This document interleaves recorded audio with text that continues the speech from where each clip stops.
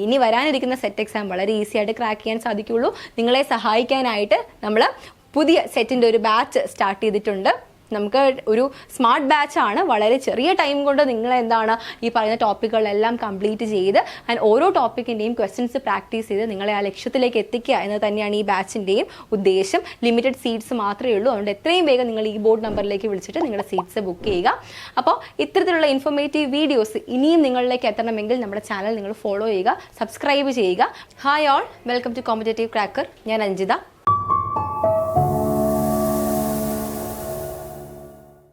അങ്ങനെ നമ്മുടെ സെറ്റ് എക്സാമിൻ്റെ നോട്ടിഫിക്കേഷൻ വന്നു.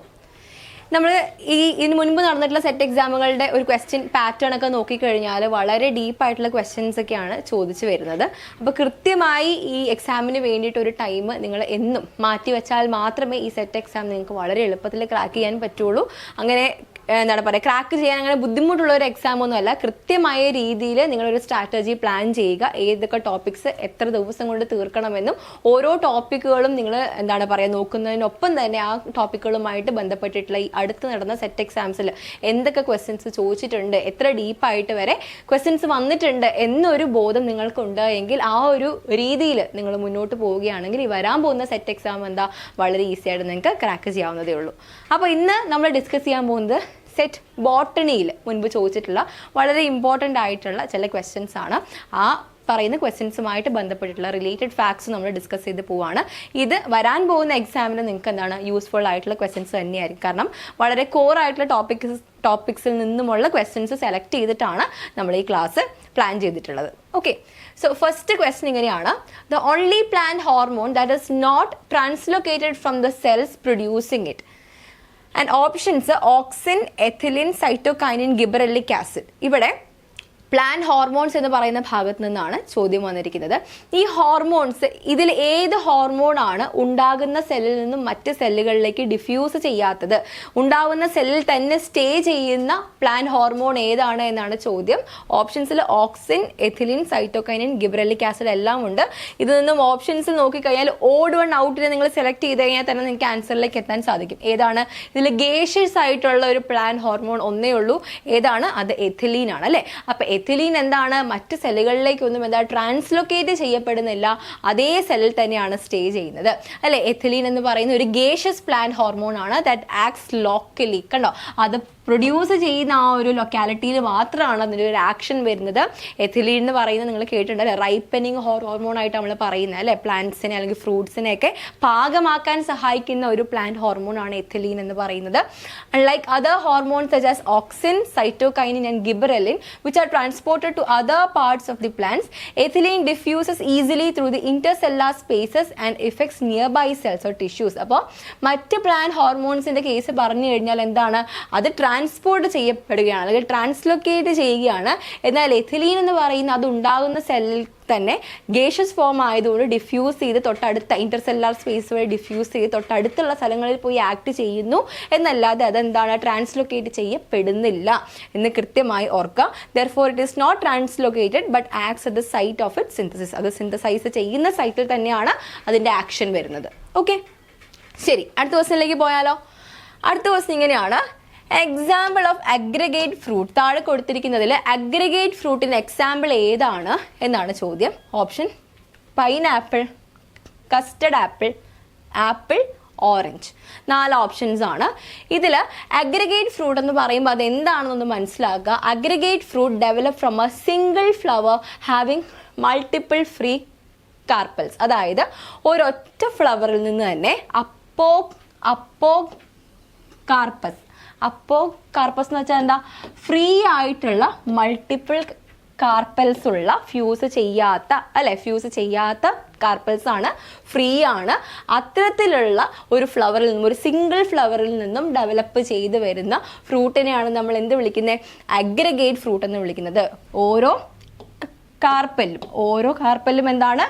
ഒരു സ്മോൾ ഫ്രൂട്ട്ലെറ്റ് ആയിട്ട് ഡെവലപ്പ് ചെയ്ത് വരുന്നു. ആൻഡ് ഈ എല്ലാ ഫ്രൂട്ട്ലെറ്റുകളും ഒരുമിച്ച് ചേർന്ന് ഒരു പാക്കേജ് ഫോമിൽ എത്തുമ്പോഴാണ് അതിനെ നമ്മൾ എന്ത് വിളിക്കുക? അഗ്രിഗേറ്റ് ഫ്രൂട്ട് എന്ന് വിളിക്കുക. അപ്പോൾ കസ്റ്റർഡ് ആപ്പിൾ അല്ലെങ്കിൽ അനോന സ്ക്വാമോസ എന്ന് പറയുന്ന ആ ഒരു ഫ്രൂട്ട് എന്തിന് എക്സാമ്പിൾ ആണ്? അഗ്രിഗേറ്റ് ഫ്രൂട്ടിന് എക്സാമ്പിൾ ആണ്. ഇനി പൈനാപ്പിൾ എന്ന് പറയുന്നത് അതെന്ത് ടൈപ്പ് ഓഫ് ഫ്രൂട്ടാ? അതൊരു മൾട്ടിപ്പിൾ ഫ്രൂട്ടാണ്. ഒരു ഇൻഫ്ലോറസെൻസ് അങ്ങനെ തന്നെ എന്താണ് ഫ്രൂട്ട് ആവുന്നതാണ് എന്ത് മൾട്ടിപ്പിൾ ഫ്രൂട്ട് എന്ന് പറയുന്നത്. അത് ഒരു സിംഗിൾ ഫ്ലവറിൽ നിന്നല്ല, ഒരു ഇൻഫ്ലോറസെൻസ് ആണ് ഫ്രൂട്ടായി മാറുന്നത്. ഓക്കെ. ആൻഡ് ആപ്പിൾ എന്ന് പറയുന്നത് എന്താണ്? ഒരു ഫോൾസ് ഫ്രൂട്ടാണ്, ഒരു അക്സസറി ഫ്രൂട്ടാണ്. എന്ന് വെച്ചാൽ അർത്ഥം എന്താണ്?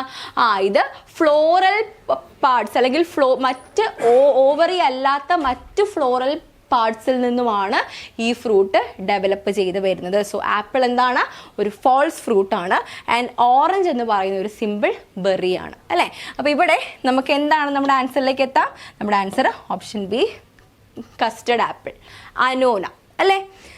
ഓക്കെ, അപ്പോൾ നമ്മുടെ ആൻസറിലേക്ക് എത്തി. ഇനി നമ്മൾ അടുത്ത ക്വസ്റ്റ്യനിലേക്ക് പോവാണ്. ഇത് ജസ്റ്റ് ആ ഫ്രൂട്ട്സിൻ്റെ ഒരു ഓവർവ്യൂ നിങ്ങളിലേക്ക് കാണിക്കുന്നതേ ഉള്ളൂ. സിമ്പിൾ ഫ്രൂട്ട് ഒരു സിംഗിൾ ഓവറിൽ നിന്ന് ഡെവലപ്പ് ചെയ്ത് വരുന്നതാണ്. അഗ്രിഗേറ്റ് ഫ്രൂട്ട് എന്ന് പറയുന്ന ഓരോ ആർപ്പലും എന്താണ്? ഓരോ ഫ്രൂട്ടായിട്ട് ഡെവലപ്പ് ചെയ്ത് അതിൻ്റെ ഒരു ഗ്രൂപ്പാണ് നമ്മൾ അഗ്രിഗേറ്റ് ഫ്രൂട്ട് എന്ന് വിളിക്കുന്നത്. ആൻഡ് മൾട്ടിപ്പിൾ ഫ്രൂട്ട് എന്ന് വെച്ചാൽ എന്താണെന്ന് നോക്കിയേ, ഒരു ഇൻഫ്ലോറസെൻസ് അങ്ങനെ തന്നെ എന്താ ഒരു ഫ്രൂട്ടായി കൺവേർട്ട് ചെയ്യുകയാണ്. ഓക്കെ, ശരി, അടുത്ത ക്വസ്റ്റ്യനിലേക്ക് നോക്കാം. ഗൈനോസ്റ്റീജിയം റിലേറ്റ്സ് ടു. ഗൈനോസ്റ്റീജിയം എന്ന് വെച്ചാൽ എന്തുമായി ബന്ധപ്പെട്ടതാണെന്നാണ് ചോദ്യം. Fusion of stamen with gynoecium. Option B, fusion of stamens with stigmatic disk.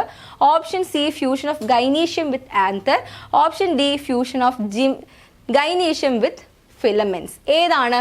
ഗൈനോസ്റ്റീജിയം എന്ന് കേൾക്കുമ്പോൾ തന്നെ പേരിൽ നിന്ന് തന്നെ മനസ്സിലാവും എന്താ?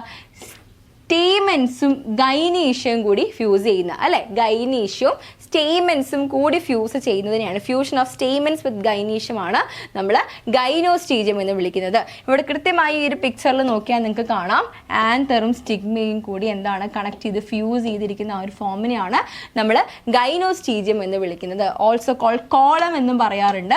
It's a characteristic feature of plants belonging to family Asclepiadaceae. Asclepiadaceae എന്ന് പറയുന്ന പ്ലാന്റ് ഫാമിലിയിൽ പെടുന്ന പ്ലാന്റ്സിന്റെ ഒരു ക്യാരക്ടറിസ്റ്റിക് ഫീച്ചറാണ് എന്ത്? ഗൈനോസ്റ്റീജിയം എന്ന് പറയുന്നത്. കാലോട്രോപ്പിസ്, എരിക്ക് എന്ന് നമ്മൾ വിളിക്കുന്ന ആ പ്ലാന്റ് അല്ലെ. ആ പ്ലാന്റിന് നോക്കിക്കഴിഞ്ഞാൽ എന്താണ്? ഇവിടെ നിങ്ങൾക്ക് കാണാം നമ്മുടെ ഗൈനീഷ്യവും സ്റ്റേമനും ഫ്യൂസ്ഡ് ആയിട്ടാണ് അതിൻ്റെ സെൻറ്ററിൽ നമുക്ക് കാണാൻ സാധിക്കുന്നത് അല്ലേ. അതാണ് ഇതിൻ്റെ ബെസ്റ്റ് എക്സാമ്പിൾ ആയിട്ട് നമുക്ക് പറയാൻ സാധിക്കുന്നത്. ഓക്കെ, അപ്പോൾ ഗൈനോസ്റ്റീജിയം എന്താണെന്നൊരു ക്ലൂ നിങ്ങൾക്ക് കിട്ടിയിട്ടുണ്ടാവും. അതിൻ്റെ എക്സാമ്പിൾസും ഓരോ കാര്യം പഠിക്കുമ്പോൾ ഓരോ ടേം പഠിക്കുമ്പോൾ ആ ടേമുമായി ബന്ധപ്പെട്ട് വരുന്ന എക്സാമ്പിൾസും കൂടി നോക്കുക. കൂടുതലും എക്സാമ്പിൾസ് വെച്ച് ക്വസ്റ്റ്യൻസ് വരാനാണ് സാധ്യത. ഓക്കെ, ശരി, അടുത്ത ക്വസ്റ്റ്യൻ നോക്കാം. Which plant is efficient converter of solar energy? താഴെ കൊടുത്തിരിക്കുന്ന പ്ലാന്റ്സിൽ സോളാർ എനർജി കൃത്യമായി കൺവേർട്ട് ചെയ്യാൻ പറ്റുന്നത് ആർക്കാണ്? അതായത് ഫോട്ടോ റെസ്പിറേഷൻ പോലുള്ള വേസ്റ്റ്ഫുൾ ആയിട്ടുള്ള പ്രോസസ്സുകളൊന്നും ഇല്ലാതെ എനർജി എഫിഷ്യൻ്റ് ആയിട്ട് യൂസ് ചെയ്യാൻ പറ്റുന്നത് താഴെ കൊടുത്തിരിക്കുന്ന പ്ലാന്റ്സിൽ ആർക്കാണ് എന്നാണ് ചോദ്യം. അതിൽ wheat, sugarcane, rice, banana എന്നിങ്ങനെയുള്ള 4 ഓപ്ഷൻസ് നമുക്ക് കാണാം. നമ്മൾ സ്ഥിരം പഠിക്കുന്നതാണ് C4 പ്ലാന്റ്സ് ആണ് എഫിഷ്യൻ്റ് ആയിട്ടുള്ള എനർജി കൺവേർട്ടേഴ്സ് ആയിട്ട് നമ്മൾ പറയുന്നത് അല്ലേ. C3 പ്ലാന്റ്സിൽ കുറച്ച് വേസ്റ്റ്ഫുൾ ആയിട്ടുള്ള പ്രോസസ്സുകളുണ്ട്, ഫോട്ടോ റെസ്പിറേഷൻ പോലുള്ളവ. എന്നാൽ ഇവിടെ C4 പ്ലാന്റ്സിന് ഏറ്റവും ബെസ്റ്റ് എക്സാമ്പിൾ ആയിട്ട് നമ്മൾ പഠിക്കുന്ന ഏതാ? ഷുഗർ കെയിൻ ആണ് നമ്മൾ C4 പ്ലാന്റ്സിന് എക്സാമ്പിൾ ആയിട്ട് പഠിക്കുന്നത് അല്ലേ. നോക്കിക്കേ, sugar cane is a C4 plant which possesses a highly efficient photosynthetic pathway. C4 പ്ലാന്റ്സിന്റെ photosynthetic pathway നമ്മൾ ഹാറ്റ്-സ്ലാക്ക് പാത്വേ എന്നാണ് വിളിക്കുന്നത് അല്ലേ. ഇനി C4 പ്ലാന്റ്സിന്റെ എക്സാമ്പിൾ ഏതാ? ഷുഗർ കെയിൻ, എയ്സ് എല്ലാം എന്താണ്? C4 പ്ലാന്റ്സിന്റെ എക്സാമ്പിൾ ആണ്. അവർക്കുള്ള സ്പെഷ്യൽ ടൈപ്പ് ഓഫ് അനാട്ടമിയാണ് ക്രാൻസ് അനാട്ടമി എന്ന് പറയുന്നത് അല്ലെ. Kranz anatomy. അതുകൂടാതെ അവർക്ക് എന്തുണ്ട്? പി കാർബോക്സിലേസ് എന്ന് പറയുന്ന എൻസൈം. ഇത് രണ്ടും അവരുടെ എഫിഷ്യൻസി വർദ്ധിപ്പിക്കുന്ന ഒന്നാണ്. ക്രാൻസ് അനാട്ടമിയും പി കാർബോക്സിലേസ് എന്ന് പറയുന്ന എൻസൈം. ഈ ഒരു പ്രോപ്പർട്ടി ഉള്ളത് കൊണ്ട് തന്നെ അവർക്ക് ഫോട്ടോ റെസ്പിറേഷൻ മിനിമൈസ് ചെയ്തുകൊണ്ട് എന്താണ് നല്ല എഫിഷ്യൻ്റ് ആയിട്ടുള്ള രീതിയിൽ കാർബൺ ഫിക്സ് ചെയ്യാനായിട്ട് സാധിക്കുന്നു. നമുക്കറിയാം റുബിസ്കോ എന്ന് പറയുന്ന എൻസൈമിന് ഓക്സിജനോടും അഫിനിറ്റി ഉണ്ട്, കാർബൺ ഡൈ ഓക്സൈഡിനോടും അഫിനിറ്റി ഉണ്ട്. എന്നാൽ കാർബൺ ഡൈ ഓക്സൈഡിനോട് അഫിനിറ്റി കാണിക്കാതെ കൂടുതലായി ഓക്സിജനോട് അഫിനിറ്റി കാണിക്കുമ്പോഴാണ് ഈ വേസ്റ്റ്ഫുൾ പ്രോസസ് ആയിട്ടുള്ള ഫോട്ടോ റെസ്പിറേഷനിലേക്കൊക്കെ പോകുന്നത്. പക്ഷേ ഇവിടെ C4 പ്ലാന്റ്സിന്റെ ഈ പ്രത്യേകതരം അനാട്ടമി കാരണം അവർക്ക് എന്താണ്? കാർബൺ കോൺസെൻട്രേറ്റിംഗ് മെക്കാനിസം ഉണ്ട്, അല്ലെങ്കിൽ carbon dioxide concentrating mechanism ഉള്ളത് കൊണ്ട് തന്നെ എന്താണ് ഈ പറയുന്ന റുബിസ്കോയുടെ വിസിലിറ്റിയിൽ കാർബൺ ഡൈ ഓക്സൈഡിന്റെ എക്സസ് കോൺസെൻട്രേഷൻ ഉണ്ടാവുന്നത് കൊണ്ട് തന്നെ എന്താ ഈ പറയുന്ന റുബിസ്കോയ്ക്ക് ഓക്സിജനെ അഫക്ട് ചെയ്യേണ്ട അല്ലെങ്കിൽ ഓക്സിജനെ ഡിപ്പെൻഡ് ചെയ്യേണ്ട ആവശ്യം വരുന്നില്ല. കാരണം abundance of carbon dioxide അവിടെ പ്രൊഡ്യൂസ് ചെയ്യുന്ന ഒരു മെക്കാനിസം ആർക്കുണ്ട്? C4 പ്ലാന്റ്സിനുണ്ട്. മനസ്സിലായോ? അതുകൊണ്ട് തന്നെ എന്താ നല്ല എഫിഷ്യൻ്റ് ആയിട്ടുള്ള കാർബൺ ഫിക്സേഷൻ ഇവിടെ പോസിബിൾ ആണ്. ഓക്കെ, നോക്കാം നമുക്ക്. ഇനി ഈ Kranz anatomy എന്ന് വെച്ചാൽ എന്താണ്? It is an anatomy seen in C4 plants where the vascular bundles, ഇവിടെ vascular bundles, they are surrounded by two distinct layers of photosynthetic cells. രണ്ട് distinct layers of photosynthetic cells കാണാം. ഒന്ന് bundle sheath cells, രണ്ട് mesophyll cells. outer layer ആയിട്ട് mesophyll cellsഉം അതിൻ്റെ താഴെ inner layer ആയിട്ട് നമുക്ക് bundle sheath cellഉം കാണാനായിട്ട് സാധിക്കും അല്ലേ? ഇതാണ് Kranz anatomy എന്ന് നമ്മൾ പറയുന്നത്. നോക്കിയേ, ഇതാണ് ബണ്ടിൽ ഷീറ്റ് സെല്ല്, ഇത് മീസോഫിൽ സെൽ, ഔട്ടർ സർഫസിൽ മീസോഫിൽ സെൽസ്. ഓക്കെ, മീസോഫിൽ സെൽസിൽ കാർബൺ ഡൈ ഓക്സൈഡിനെ അക്വയർ ചെയ്യുന്നു. Okay, and phosphoenolpyruvate and HCO3 അവിടെ കാർബൺ ഫിക്സേഷൻ നടക്കുന്നു, C4 ആസിഡ് ഉണ്ടാവുന്നു. ഈ C4 ആസിഡ് പിന്നീട് എങ്ങോട്ട് പോകുന്നു? ബണ്ടിൽ ഷീറ്റ് സെല്ലിലേക്ക് പോകുന്നു. ബണ്ടിൽ ഷീറ്റ് സെല്ലിൽ വെച്ചിട്ട് നമുക്ക് കാണാൻ സാധിക്കും അവിടെ ഡീകാർബോക്സിലേഷൻ റിയാക്ഷൻ്റെ ഫലമായിട്ട് കാർബൺ ഡൈ ഓക്സൈഡ് റിലീസ് ചെയ്യുന്നതായിട്ട് കാണാം. ഈ കാർബൺ ഡൈ ഓക്സൈഡ് എന്താണ്? It can be utilised by the rubisco അല്ലേ?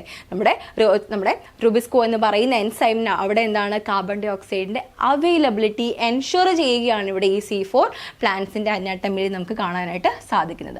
അപ്പോൾ ഇത് തന്നെയാണ് ഇവരുടെ ഒരു എഫിഷ്യൻറ്റ് എനർജി ഫിക്സേഴ്സ് ആക്കി മാറ്റുന്നത് C4 പ്ലാന്റ്സിനെ. അപ്പോൾ അവിടെ നമ്മൾ എക്സാമ്പിൾ പറഞ്ഞത് ഷുഗർ കെയിൻ ആണ്, ഓർത്ത് വയ്ക്കുക. ഓക്കെ, അടുത്ത ക്വസ്റ്റ്യനിലേക്ക് പോയാലോ. The plant hormone use to induce parthenocarpy. Parthenocarpy induce ചെയ്യുന്ന പ്ലാന്റ് ഹോർമോൺ ഏതെന്നാണ് ചോദ്യം. ആദ്യം എന്താണ് പാർത്തനോകാർപ്പി എന്ന് നോക്കാം. It is the development of fruits without fertilisation resulting in seedless fruits. കണ്ടോ, ഫ്രൂട്ട്സിനെ ഫെർട്ടിലൈസേഷൻ ഇല്ലാതെ അല്ലേ? Parthenocarpy is the development of fruit without fertilisation. Fertilisation ഇല്ലാതെ തന്നെ ഫ്രൂട്ട്സിനെ ഡെവലപ്പ് ചെയ്യുന്ന ആ ഒരു പ്രക്രിയയാണ് പാർത്തനോകാർപ്പി എന്ന് വിളിക്കുന്നത്. അപ്പോൾ ഈ ഒരു പ്രക്രിയയുടെ പ്രത്യേകത എന്താ? ഇവിടെ ഉണ്ടാവുന്ന ഫ്രൂട്ട്സ് സീഡ്ലെസ് ഫ്രൂട്ട്സ് ആയിരിക്കും. ഇവിടെ പ്രധാനമായും ജിബറലിൻസും ഓക്സിൻസും രണ്ടും എന്താണ്? പാർത്തനോകാർപ്പി ആർട്ടിഫിഷ്യലി ഇൻഡ്യൂസ് ചെയ്യാൻ പറ്റുന്ന ഹോർമോൺസ് ആണ്. അമംഗ് ദം ഏറ്റവും കൂടുതൽ എഫിഷ്യൻ്റ് ആയിട്ട് അല്ലെങ്കിൽ ഏറ്റവും കോമൺലി യൂസ് ചെയ്യുന്നത് ലൈക്ക് ഗ്രേപ്പ്, ടൊമാറ്റോ, ആപ്പിൾ പോലുള്ള ഫ്രൂട്ട്സിൽ ഏറ്റവും കോമൺലി യൂസ് ചെയ്യുന്നത് ഗിബറെല്ലിൻസ് ആണ്, അല്ലെങ്കിൽ ഗിബറെല്ലിക് ആസിഡ് 3 ആണ് യൂസ് ചെയ്യുന്നത്. സോ ഇവിടെ നമുക്ക് വളരെ എളുപ്പത്തിൽ ആൻസറിലേക്ക് എത്താം. ഓപ്ഷൻ എ ഗിബറെല്ലിൻസ് ആണ് നമ്മുടെ ആൻസർ. ഓക്കെ, ശരി. ഇനി നമ്മൾ അടുത്ത ക്വസ്റ്റ്യനിലേക്ക് പോവാണ്. Calyptrogen is needed in monocots to. Monocot പ്ലാന്റുകളിൽ കാലിപ്ട്രോജൻ എന്ന് പറയുന്ന കമ്പണന്റ് എന്തിനാണ് എന്നാണ് ചോദ്യം. അതിലെ ഓപ്ഷൻസ് ഒന്ന് നോക്കാം. A produce root cap, B produce root tip, C absorb water, D none of the above. ഇതിലേതാണ് എന്നാണ് ചോദ്യം. അപ്പോൾ ആദ്യം നമുക്ക് ഇത് പ്ലാന്റ്സിന്റെ റൂട്ടുമായി ബന്ധപ്പെട്ട് വരുന്നതാണെന്ന് മനസ്സിലായി. ആൻഡ് എന്താണ് അതിൻ്റെ ഒരു സ്ട്രക്ചറൽ പ്രത്യേകത എന്ന് നോക്കാം. മോണോകോട്ട് റൂട്ട്സിൽ the root apical meristem has distinct regions. നമ്മുടെ മോണോകോട്ട് പ്ലാന്റ്സിന്റെ റൂട്ട് എപ്പിക്കൽ മെരിസ്റ്റം എടുത്ത് നോക്കിക്കഴിഞ്ഞാൽ അതിൽ പെർട്ടിക്കുലർ റീജിയൻസ് നമുക്ക് കാണാനായിട്ട് സാധിക്കും. Called calyptrogen, plerome, dermatogen, periblem. ഇതിൽ ഡെർമറ്റോജൻ എന്ന് പറയുന്ന ഭാഗമാണ് എന്തായി മാറുന്നത്? എപ്പിഡെർമിസ് ആയിട്ട് മാറുന്നത് അല്ലേ? എപ്പിഡെർമിസ് ആയിട്ട് മാറുന്നത്. ഓക്കെ, ആൻഡ് പ്ലൂറോം എന്ന് പറയുന്ന ഭാഗം, ഇതിൽ പെരീബ്ലം എന്ന് പറയുന്ന ഭാഗം എന്താണ്? കോർട്ടെക്സ് ആയിട്ട് മാറുന്നതായിട്ട് കാണാം അല്ലെ? കോർട്ടെക്സ് ആയിട്ട് മാറുന്ന കാണാം. ഇതിൽ പ്ലൂറോം എന്ന് പറയുന്ന ഭാഗമാണ് വാസ്കുലാർ ബണ്ടിൽസ് ആവുന്നത് അല്ലെങ്കിൽ സ്റ്റീലായി മാറുന്നത്. ആൻഡ് കാലിപ്ട്രോജന്റെ പ്രത്യേകതയാണ്. നമ്മുടെ ക്വസ്റ്റ്യൻ കാലിപ്ട്രോജനെ പറ്റിയിട്ടായിരുന്നു. കാലിപ്ട്രോജൻ എന്ന് പറയുന്നത് it is the meristematic tissue which is responsible for the formation of root cap. കണ്ടോ, റൂട്ട് ക്യാപ്പിന്റെ ഫോർമേഷൻ അല്ലെങ്കിൽ ഏറ്റവും ടിപ്പായിട്ടുള്ള റൂട്ട് എപ്പെക്സിന്റെ ആ ഒരു ഗ്രോത്തിന് സഹായിക്കുന്ന റൂട്ടിന്റെ ടിപ്പിനെ പ്രൊട്ടക്ട് ചെയ്ത് ഒരു റൂട്ട് ക്യാപ്പ് പോലെ ഫോം ചെയ്യുക എന്നതാണ് കാലിപ്ട്രോജന്റെ ഫംഗ്ഷൻ എന്ന് പറയുന്നത്. അപ്പോൾ ഡെർമാറ്റോജൻ, എപ്പിഡെർമിസ്, പെരീബ്ലം എന്ന് പറയുന്നത് കോർട്ടെക്സ്, പ്ലൂറോം എന്ന് പറയുന്നത് വാസ്കുലാർ ബണ്ടിൽ അല്ലെങ്കിൽ സ്റ്റീല്, കാലിപ്ട്രോജൻ എന്ന് വെച്ചാൽ റൂട്ട് ക്യാപ്പിന്റെ ഫോർമേഷനിലാണ് അവരുടെ പ്രധാനപ്പെട്ട ഫംഗ്ഷൻ എന്ന് പറയുന്നത്. റൂട്ടിന്റെ ടിപ്പിനെ പ്രൊട്ടക്റ്റ് ചെയ്യുക എന്നത് തന്നെയാണ് അതിൻ്റെ ഫംഗ്ഷൻ എന്ന് പറയുന്നത് കേട്ടോ. യെസ്, അപ്പോൾ ഇവിടെ നമ്മുടെ ആൻസർ എന്താ വരിക? Option A produce root cap ആണ്. ഈസി അല്ലേ? ഓക്കെ, അപ്പോൾ ഇത്രയും ഇമ്പോർട്ടൻറ്റ് ക്വസ്റ്റ്യൻസ് ആണ് നമ്മൾ ഈ ഒരു ക്ലാസ്സിൽ ഡിസ്കസ് ചെയ്യാൻ വിചാരിച്ചത്. ഈ പറയുന്ന ഓരോ ക്വസ്റ്റ്യൻസും എന്താണ്, പല എക്സാംസിനും റിപ്പീറ്റ് ചെയ്ത് പല പ്രാവശ്യം ഈ പറയുന്ന ക്വസ്റ്റ്യൻസ് റിപ്പീറ്റ് ചെയ്ത് എക്സാമിന് വന്നിട്ടുള്ളത് തന്നെയാണ്. അപ്പോൾ അതിൻ്റെ ഇമ്പോർട്ടൻസ് മനസ്സിലാക്കുക. അപ്പോൾ ഓരോ പ്ലാന്റ്സിൻ്റെയും പ്ലാന്റ്സ് എടുത്തു കഴിഞ്ഞാൽ അതിൻ്റെ സ്റ്റെമ്മ്, ലീഫ്, റൂട്ട് ഇതിൻ്റെ എല്ലാത്തിൻ്റെയും സ്ട്രക്ചർ കൃത്യമായിട്ട് മനസ്സിലാക്കുക.